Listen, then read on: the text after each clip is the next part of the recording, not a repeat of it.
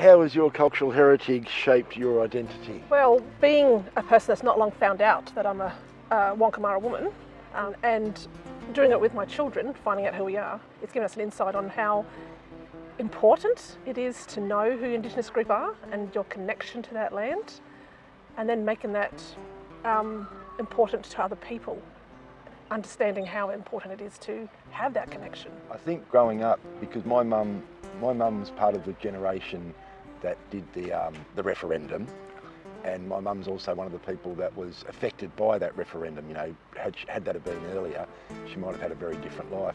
It shaped my identity in as regards as I was very aware as a very young person about inequalities in Aboriginal culture, and I always wanted to know the language that my grandfather used, and I always wanted to go to the places that she told me about. So I guess it shaped it by influences of the family. What does culture mean to you? It was really hard because I didn't find out who I was till quite late in my life. You know, I always known I was Aboriginal, but I didn't know who we were.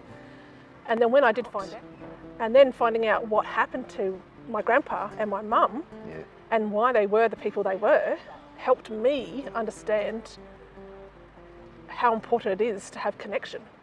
And so knowing that my mum missed out on it so much because she was taken away from it. And then trying to get back there again is so hard with my own two kids. It's fantastic. Do you think that you've reclaimed some of your culture and heritage by doing that? Yeah, I really do, yes. Only 2 years ago was the first time we actually walked on our land, the four of us, knowing it was our land.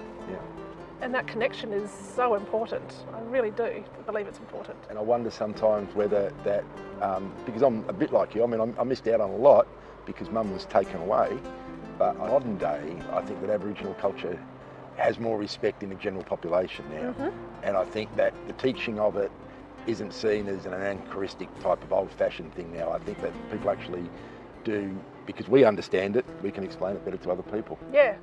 How does your connection to land influence your cultural practice? Well, that's big.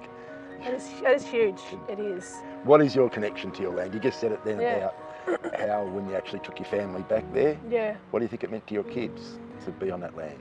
I actually asked that to them, and they felt it's a really hard thing to say because it's a feeling, not it's an emotion that you have. They just felt calm and relaxed, and it's that knowing this is where your ancestors actually lived and thrived before they were removed off that land. Like finding your home?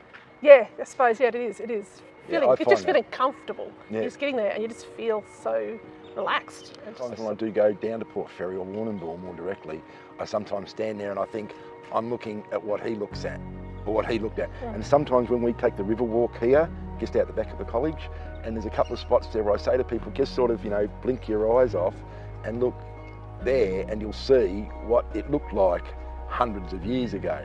And I think when you can actually appreciate it physically, like seeing what it was, gives you an idea of the people and the life, and it makes it real to me. Yeah, being back where we were and actually seeing some of the rocks that were actually used as a kitchen, you know, they were actually used with carved out.